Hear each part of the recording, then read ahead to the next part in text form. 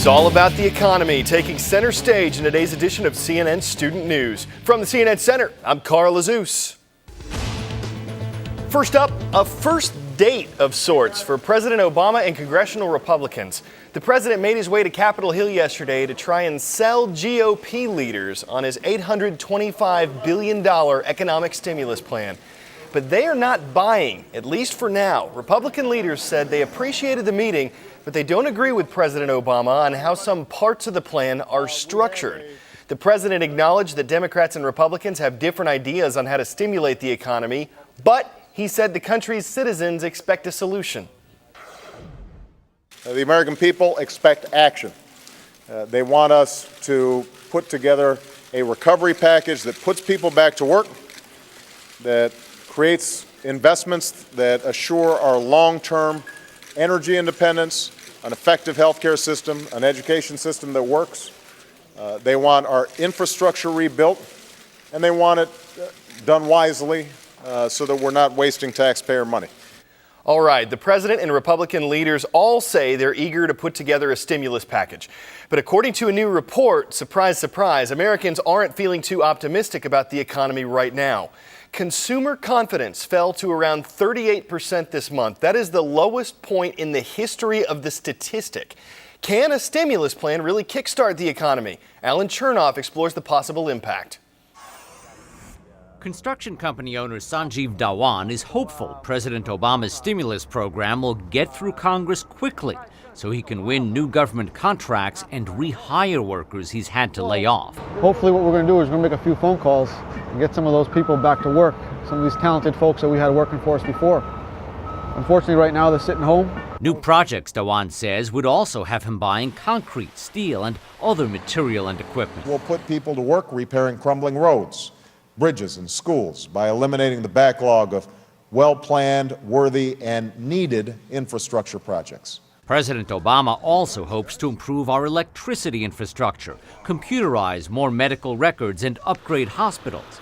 It will take months to begin putting the money to work, and most of the funding wouldn't be spent until next year and the year after, estimates the Congressional Budget Office.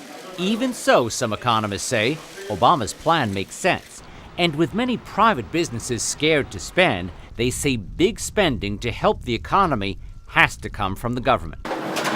But government can do only so much if the nation's banks refuse to start lending again. If we get the stimulus package and it comes and goes, but the financial system remains broken and the banks are still not lending, then any help that we get from the stimulus will prove short-lived. Time for the shout-out. What is the nickname for political pet projects that are added to government bills? If you think you know it, shout it out. Is it beef, pork, clam, or fowl? You've got 3 seconds. Go!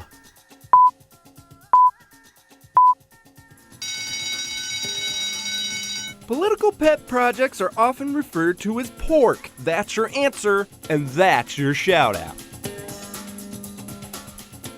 Congress is pulling some pork out of the economic stimulus plan in an effort to make sure that the bill only funds what lawmakers consider to be high-quality projects. So what's out? Zoos, golf courses, swimming pools?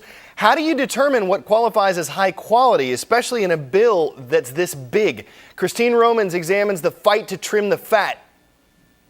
Please, please keep the pork to a minimum. 647 pages on how to spend $825 billion. They're spending on infrastructure, they're spending on education, they're spending on energy. Certainly they're hitting some important basics, but it's very hard to do without the pork. To some, this smells like bacon, not stimulus. Up to $200 million to spruce up the National Mall. $50 million for the National Endowment for the Arts to replace lost philanthropy money. Democrats already backed away from $200 million in free contraception for low-income families. Republicans want more tax relief and less of what they consider pork. For every dollar of tax relief to small businesses, we're going to spend $4 on resodding the mall in Washington. That's not the kind of overall national stimulus that we need to the economy.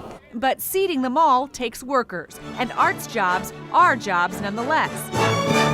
And remember, the bill is supposed to be big and spend lots of money. That's the point. President Obama says all those billions will renovate 10,000 schools, build 3,000 miles of a new electric grid, put $25 more in jobless checks, and weatherize 2.5 million homes. To say nothing of tax cuts, bridge repair, health care, and more aid for college students. But make no mistake, any whiff of pork on this one has already become a big distraction. I would take those right out of the bill because they're clearly not the most stimulative policies, but they do a whole lot to undermine the credibility of the package. And credibility is critical to restoring confidence in the economy. Time for a shout-out extra credit. What is the current federal minimum wage? You know what to do. Is it $5.35, $6.20, $6.55, or $7.10? 3 seconds are back on the clock. Go!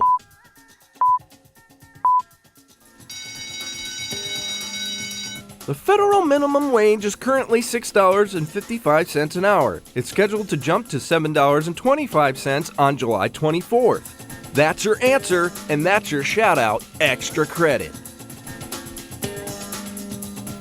Now, of course, there are some exceptions, like jobs where you earn tips. But increasing numbers of teenagers aren't applying for minimum wage positions because they're not looking for any job at all. Some experts worry that the lack of experience could have a serious impact later on in life. Ines Ferre considers whether it's a cause for concern. Over the past decade, more and more American teenagers have decided not to look for work. The Bureau of Labor Statistics says that in the last 10 years, the number of 16 to 17-year-olds working or looking for work decreased from 42% to 28%.